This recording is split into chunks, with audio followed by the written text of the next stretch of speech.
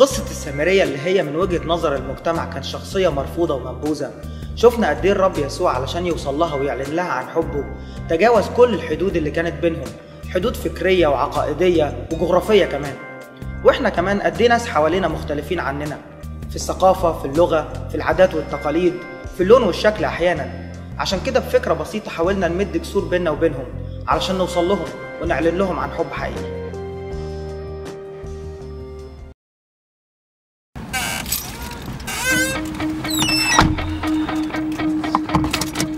اضحك والضحكة تبقى ضحكتين، واتنين في اتنين في اتنين ضحك كل العايشين، كلنا في مركب واحدة مكملين، والصورة الحلوة بتتاخد في ثانيتين.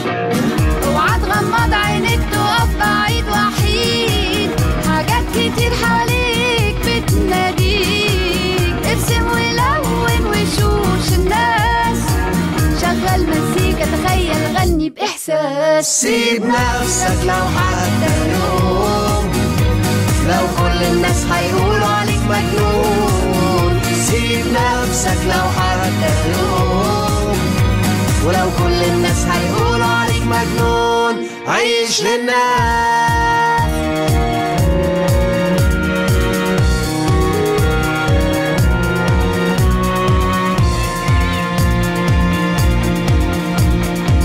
اضحك ما الضحكة يا ما تشيل كتير، وكتير مجانين في الخير ساعدوا كل العايشين، لو بكرة تساعد تاني مش بعيد، بعدها تصحى تلاقي في كل الدنيا عيد.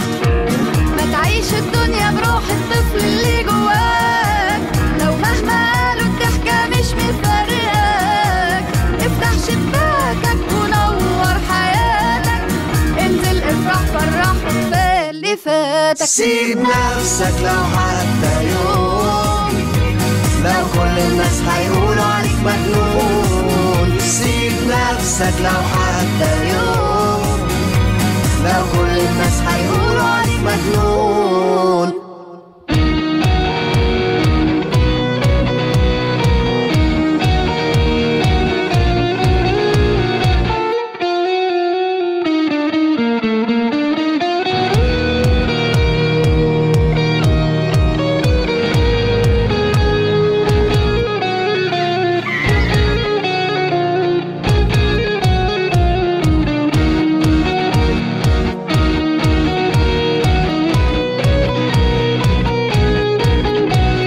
نفض اي زعل او هم عن هدومك، ارسم ابتسامه حلوه ابدا بيها يومك، اتجنن اعمل اي خير لغيرك من يلومك، اضحك وامسح اللي باقي لسه من همومك، خلي السعاده عاده حتى ولو بزياده، اعمل خير من غير ما تسال ايه الاستفاده، بحلم بالفرح بحلم بابتسامه، بحلم ان الضحكه تبقى في وشنا علامه، مجنون عادي جدا ممكن بيها توصفوه، مبسوط وعلى السعاده جايز جدا تحسدوه.